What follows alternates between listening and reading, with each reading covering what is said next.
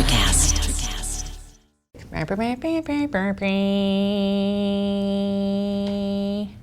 up? And Judy. What up and welcome to Or Whatever Movies. I'm your co-host Iris, and I'm here with my very much older brother Wesley. And we are talking about The Farewell, an Asian family movie. That's the worst summation of this movie. A Chinese, but it's kind of like we're Asian family. Sorta, yeah, most of us. And that qualifies us to talk about The Farewell. No, it's an entirely different country. You should watch Bert Kreischer's thing about how Asians don't understand each other and Americans don't understand that Japanese don't understand what Koreans are saying. It's pretty funny. I mean, that's illustrated perfectly with the Japanese wife character in this. Yeah. So we're talking about the Chinese movie known in China as Don't Tell Her is the translation for the title in China. Oh, really? Uh-huh. It's not called The Farewell? Nope. I don't know if it's just China, but obviously because it has Chinese characters, they wanted to release it in China. Half the movie is subtitled, right? But that led to complications because, if you're listening to this podcast, you've seen the movie. And we know that Nai is alive and well, hopefully well. And she didn't know what was happening and eventually found out that, this is a movie about our family and about coming home for a wedding. And the lady who plays little Nai, her sister, plays herself in the movie and still wouldn't tell Nai what the movie was about. So even after she outlived her initial diagnosis of being 6 months to live or whatever it was because of cancer, she still didn't know until very recently. Until seeing the film? Nai just learned, Lulu Wang said at a Golden Globe symposium, that her grandmother had just found out and made the connection of the fact that the movie is titled Don't Tell Her. And she was like, it's me. I'm the one who you don't tell. I know what's happening now. And just found out that this movie is about her family not telling her that she had cancer. Well, that's one way to reveal it to her. Yeah. So this movie is interesting because it's fairly slow in that it's a family drama, if you can use that, and the drama comes from one underlying premise that pervades the whole movie, right? This undercurrent is essential to the success of this movie, and that is the fact that Nai's family and Lulu Wang's family understands her diagnosis is a terminal one, and they decide not to tell her. And not just in China where this is widely accepted, but for the American Billy character to come and try to understand and wrap her head around the concept that this should be for her benefit and maybe even for her health, that goes against everything her American sensibilities tell her. I had a really hard time, as I'm sure you did, with the concept of not telling a loved one how much time they have left when that is a quantifiable thing. Right. It blows my mind. And those cultural differences have to be acknowledged and respected, especially when you're in two worlds. I guess you could say like we are. We're a multi-ethnic family, but our parents aren't super heavy into the tradition of either culture. They don't live or die by Japanese customs or Mexican customs or a little drop of French customs, whatever they may be. We're pretty much all Americanized. Right. But to have to go to China with an entire family who expects you to act a certain way when your American upbringing is completely contrary to that notion. Not only that, but wrapped up with your conscience. When the conscience that you've been raised with tells you to do the opposite. The American consciousness. Yeah. Chinese American consciousness is just a cultural difference in what is best. It's really hard for me to watch. For you? It was hard for me to watch in the sense that it was hard for Billy to stay in line. I definitely related to her character. And maybe I was projecting on her, but I definitely feel like I, contrary to perhaps a Japanese sensibility, speak fairly directly and laugh with your mouth open. Yeah, I mean, I feel very Americanized, and so I felt a kinship with Billy in that sense. So it was hard for me in the sense that it was hard for her. Yep. Definitely an American character, right? We see that in her interaction with the lady on the street. That was great. Yeah, it was great. And it was a real character-defining moment for for this Asian American actress that we're all paying attention to, Nora Lum. Mm-hmm. Yeah. Awkwafina. Awkwafina, kind of an awkward name, but she says that being awkward is kind of one of her personality traits that she's most known for, so maybe it's a fitting name. Feels kind of silly in my mouth to say it, but fine. Awkwafina, we really get a sense of who she is, and then she is forced, as you say, sort of conform to the expectations of her Chinese family when she ends up in China. And so there's a balance of performance there. And I think without those moments, we wouldn't have been able to see who her character is in the American context, right? But they definitely hit this message too over the head. Like, we get it over and over again. She's making the case for why they should let Nai Nai in on the information, and she gets continuously shot down and then kind of derided for her lack of being able to hold back emotion or showing emotion on her face. What did she say? Like, we don't want Nai Nai to see your ugly, sad face or something horrible like that. And we get hit over the head with this message again and again. And I think it was really important when she has the conversation with her dad and her uncle when they're smoking, like in that dark room. And they not only explain it for her, but they explain it for us. And it kind of puts her whole campaign to rest, which I was glad for. Yes, and you have the relationship with the dad and the daughter where she can say forward things to her dad because her dad is pretty American as well. Well, when he speaks English, he has no discernible accent, Chinese accent, in the way that her mother does. But he is with his brother, who and they both clearly understand what is expected and required of them in this situation. It's difficult because the brother didn't look unlike Uncle George. Right. And you and I are getting to an age where we're losing people that are close to us, and it's a tough thing. In the case of our uncle, he went pretty suddenly and hopefully really painlessly. And it's a great thing because I don't know how I would have held up in this situation. I get there's a respect and an expectation from older family members to adhere to traditions and standards, but there's also my conscience and what my American conscience tells me to do. I don't think I could have done it. So to see that being done by Awkwafina's character, balance the sort of Chinese heritage and the American sensibilities in a way that I don't think anyone really expected from this actress / rapper from the Bronx. Right. But in hindsight, they did the right thing in the sense that Nai Nai is living currently and didn't have to go through the emotional anguish of this news and then kind of materially change her life without there really being a reason to do it. I mean, maybe this is still up for debate, but it seems like in hindsight they did the right thing. Ultimately, I don't know if it's the right thing. And I think from an American standpoint, think it was the wrong thing to do in the immediate. I cannot think that is the case. Just because she lived doesn't mean she didn't have a right to know. It seems like what you're saying suggests that the fact that she didn't know prolonged her life because she wasn't resigned to death. Yes. And that's difficult for me as a concept because I think that a determined, fighting mindset, if anything, might have helped, but not knowing wouldn't have contributed to her death in my mind.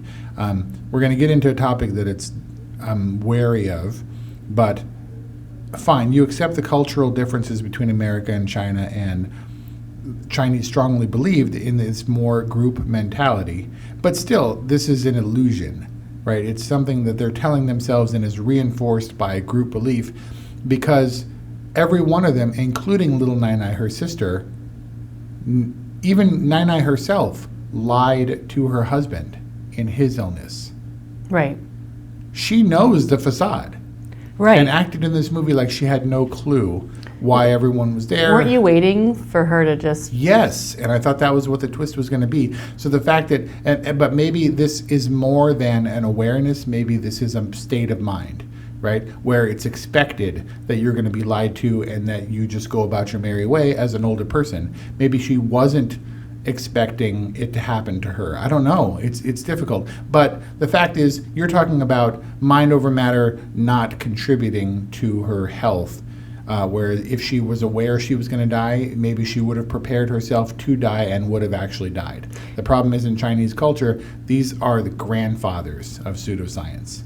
and all the cupping stuff where she's got gigantic bruises and burst blood vessels in her shoulders because they're doing the holistic stuff, all the acupuncture, it's all nonsense. Really sorry to all the women and especially Chinese women in the audience. They love that stuff. So just because they're Chinese in its tradition is really hard for me. I don't accept it. Have you ever tried acupuncture or cupping? No, and I guarantee I would have the same results. Cupping hurts. Yeah, so do massages, but they feel great too, and you've never had one of those. But no, cupping is not meant to make you feel great. It's meant to extract the toxins through suction or something. This is coming from a man who doesn't even like massages. I don't want to be touched. I can touch. No. There is no scientific basis that acupuncture is effective. What about the very hard science about, like talking nice to little grains of rice?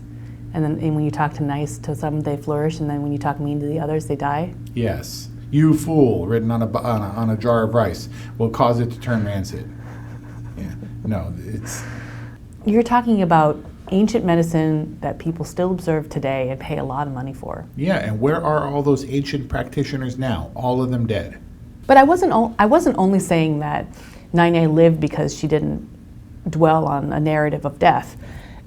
She also was spared like unnecessary emotional anguish.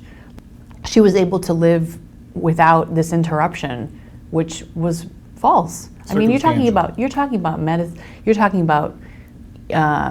false medicine. I mean, what about a terminal diagnosis? You're gonna die in 3 months, and she's living 6 years later. I mean, how can you say that Western medicine is so much better? 8 years later, circumstantial. You know what's good though? What? I think that, and tell me if this is a theory I have. I think that when we talk about the subject matter of a movie and not like the technical filmmaking aspect of it, that it demonstrates how the storytelling was effective, and so that we weren't caught up in all of the other stuff. I mean, I'm sure there's plenty of stuff we could talk about, but the fact that we're debating this, is that a good sign? Yes, it's a good sign, and I'm thankful for the fact that we don't have to belabor the stuff that sucked about this movie, because there was little of it. This movie doesn't pull any punches or doesn't have any tricks. It just kind of lays it all out for us. Yeah. It gives us both sides of a cultural argument, I guess you can call it that, and allows us to make our own opinions. And definitely, I think almost unanimously, the American audiences will think that's just not the way to go. They're doing it wrong, but we still like and admire these characters and want to find out what's going to happen. They're certainly doing it for a good motivation. Yes, and so none of them were right. Everyone had the best of intentions. And so we are allowed to use this movie as a basis for discussion, which is the best kind of movie. I think everyone was well represented in this movie. I don't think any of the actors hit a false note for me. I think the direction was subtle and yet effective. I think that Awkwafina really stood out just because I didn't have any expectations of her because she has a dumb rap name. But still did a really good job. And her sad face was just perfect, right? But when she had monologues and talking about how frustrated she was when the same thing happened to her grandfather and she didn't get a chance to say goodbye to him because nobody told her that she was sick and then he ultimately died. Yeah. All that was really effective. How basically she went back and he was gone and no one ever helped her in that transition. Yeah, she sat still and she was expressive and emotive and very emotional, and it really, really worked. It's a testament to good acting where it's a monologue that doesn't feel righteous. Yeah, You know? They didn't press it, and also the camera wasn't all up in her face. So we had this kind of fly on the wall, naturalistic kind of approach to the scene. Yes, not sensational, this movie, for a topic that ironically inspires maybe more debate than any movie in recent memory. Yeah, I mean, the cultural tension is very rich. I think that the cultural insight too into Chinese culture is something that they definitely lean into. There's so many not awkward moments, but just moments where you're in awe of bizarre Chinese cultural traditions, like the whalers at the when they go visit the funeral. Yes, right. The excessive prayers at the gravesite. Karaoke at the wedding. Yeah, and the sort of garish backdrop of Chinese life and neon, and through the haze of pollution and stuff, and having these sort of intimate family moments with the neon flashing red outside the hotel windows and stuff. Yeah, definitely an experience. And I wonder if that was intent. American audiences will find that very novel and probably pretty funny because they don't have total context for it. Chinese Americans will probably laugh because they totally get what's going on. I wonder what a Chinese audience would think about those things. Like, are they just completely normal and they don't even notice that they're being kind of made fun of? So, well, does this movie have the themes that would be interesting and thought-provoking to a Chinese audience in the same way that Americans are shocked by the decision not to tell Nai Nai? What does this movie hold for audiences, Chinese audiences? And that is what a movie executive told Lulu Wang early on. They said, we should have like a totally clueless an American character in this movie. And Lulu Wang said, well, I mean, Billy is an American character. And they said, no, like a real American. Like, we want a dumb, white American boyfriend to come with her and be like totally clueless, not understanding what's going on. And then all the Chinese audiences can laugh about how he doesn't know how to use chopsticks. That'll be hilarious. That's like the Crazy Rich Asian version. Yeah. So she's also an Awkwafina movie where she plays more of an Awkwafina as opposed to Nora Lum type role. Yeah. Right, where I think she's in shiny clothes the entire time. But Lulu Wang thankfully said, that is not my movie. That's not the story I want to tell. So, to everyone's credit, she was able to make a movie that was simple and yet resonates theme-wise with both the Chinese and the Americans for different reasons. Sure. And do you know how it performed in China? Don't know. I know that it was a very modest budget, and I think it was successful. Worldwide grosses aren't indicative of much because this isn't the runaway blockbuster that didn't make hundreds of millions of dollars, but it was made for almost no money. I do know that Lulu Wang proudly said that this, on a per theater average, beat out Avengers Endgame. Really? Yeah. So that's a meaningful metric. Yeah. So you definitely have people who are interested in this story, and for a small independent movie, I think it definitely found an audience and took hold, partially because of the conversation that it inspires. I mean, I know that there was some buzz about this earlier. I don't remember when it came out. I saw it late, and I saw it perhaps at the perfect time for myself. There was something important in my life that I was excited about, and I found out that day, the day that I watched this movie, that it didn't come through. And I was totally feeling Billy's anguish. Like the fellowship thing? Exactly. And I laid in bed and watched this and was all sad. And then when she told Nai Nai, it was like emotional catharsis. But that's just that's very, very specific context. But I think that maybe it's indicative of just how relatable her character is, especially in an immigrant experience. There's a catharsis, I think, that really helps a lot of people who are facing getting to an age where their grandparents aren't going to be around forever. It was interesting in that way for me because I never had a grandfather to speak of. Neither of us did, right? For different reasons, our grandfathers were never really a part of our lives, and grandmothers much more so. But both of our grandmothers, they didn't live right around the corner, and it wasn't quite China, but definitely we didn't see them as much as we should, and I think we looked for that connection when we did. As a kid, I had problems with grandmas because they didn't want me to play video games all the time or whatever dumb crap I was doing that made them maybe slightly disappointed in me. But her ability to speak to her grandmother and really forge a connection where the grandmother was insanely happy to see her and wanted the best for her and wanted her to do this or do that, really wanted her to, have the best that life can offer, and for the Billy character to have to suppress the knowledge and the outward reaction that all the stuff she was talking about in her life would take place after after the Nai Nai character dies, right? There's a connection there that I think I, at least, always sort of yearned for that was hard to achieve with our, I guess, at least Japanese relatives. All of them live pretty far away, don't have as much contact as I would like. You wanted grandma to be like, look at that cute little butt. Yeah, that's weird. But there was definitely a family connection, even across continents and oceans, that I felt and that resonated with me, that I kind of longed for. And so in that way, this movie was very effective. The wedding scene, as strange as it was, and as much as I felt really bad for those kids who had to endure this sort of fake and yet very real to them wedding. Yeah, cheers to the Japanese wife, fiance. Yeah. I mean, what a sacrifice for her to basically bear the brunt of this family ruse. Yeah, and I don't know how how much that translation, or I don't know how much that tradition carries over into Japanese culture, but still, it was an awkward situation all around, and I think it was handled really well by everyone.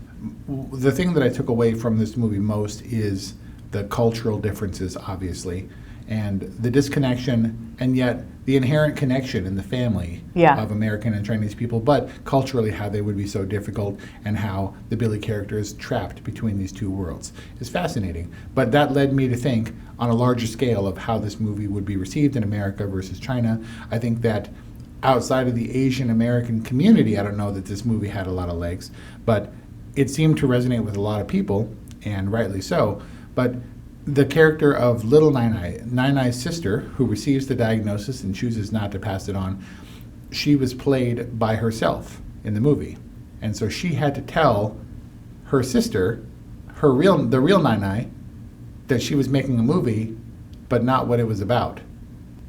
And eventually had to relent that it was about the family and a wedding, but this character had to play the dual role of being herself in a movie where she doesn't tell her sister that she has cancer, while balancing not telling her sister that she has cancer in the face of making a movie about her sister having cancer and not being told about it. Is she the only family member that's in the movie? I think so.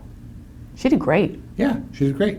And there was another movie this year that was populated a lot by real people. It was Uncut Gems, right, where people were actually jewelry brokers and things that were Kevin inhabiting. Garnett played Kevin Garnett. Exactly, that weren't actors. And I think for this kind of movie where they're living their real lives and not a heavily fictionalized world, they can be themselves, and that comes across as naturalistic in a way that method acting doesn't need to touch. Right. Yeah. So a small movie, profound in themes and the conversation that it provokes, and lovely. The best kind of small movie where the theme is enough to sustain our admiration and attention throughout. And it was so confident in its, quote, smallness and its independent nature that it goes out on a ha!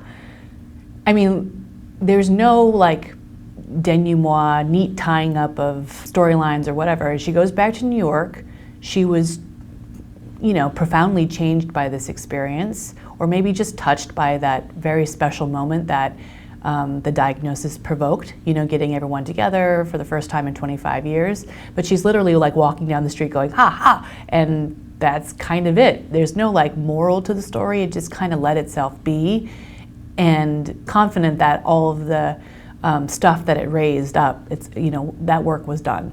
Yep. And then, when we're ready to resign ourselves to our fate, Billy's fate, and Nai-Nai's fate, then we get to know that Nai-Nai survives to this day. Right. In the movie. Really satisfying. Yeah. But we were able to go through the emotional roller coaster of that. Sure. It's a good place to end. However, I was thinking about is it Tai Chi that she's doing? Yeah. So I was thinking about the bird in the apartment, right? And the bird comes. Yeah. And isn't there a legend where the bird is the harbinger of death? I don't know. Right? So the bird keeps invading Billy's space even before she knows that her Nai-Nai is dying. How did you get in here? Like the bird is telling her that someone's going to die. And then in the end, when she returns to New York, she invokes her Nai-Nai's Tai Chi and finally finds her voice in a way that freaks other people out around her. Ha! And then all the birds fly out of the trees and she dispels them. I don't know. That's deep, dude. Yeah, it's deep. I don't know if it'll fit, but I remember making that. In discussion with Kelly, that came up after the fact, and I was like, whoa. Heavy. Let me guess. Totally? Totally. This movie it operates on its own level, and all we're doing is measuring the how effective a movie is in achieving what it sets out to achieve. You should totally see The Farewell, regardless of your ethnic or cultural background. A total from Wes. A good from Iris. That's our discussion on The Farewell. Thank you, Wes, for suggesting that we watch and review this one, because it wasn't really on my radar as much as Awkwafina perhaps was during award season. It was good. It moved me. We got deep. This is a deep one. Do you have anything deep to share with us? How is that for a segue? 818-835-0473. leave us a voicemail on our hotline, so to speak. We'd love to share it on our podcast, or send us an email at orwhatevermovies@gmail.com. And we want to thank you for listening. Introducing the Deep Leadership Podcast. Leadership is a people business. That's the philosophy of your podcast host, John Rennie. As a former submarine officer who spent 22 years leading businesses in corporate America before starting his own manufacturing business, he knows that leadership matters. Deep Leadership is real-world, actionable leadership advice from John and his expert guests. Become a leader worth following. Subscribe today. Electricast. If you're a working professional wondering what's next for your career, you've come to the right place.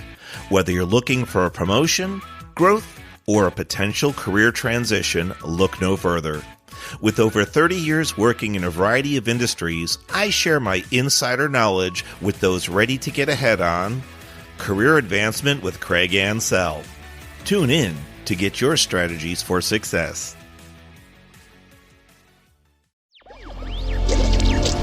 Electricast.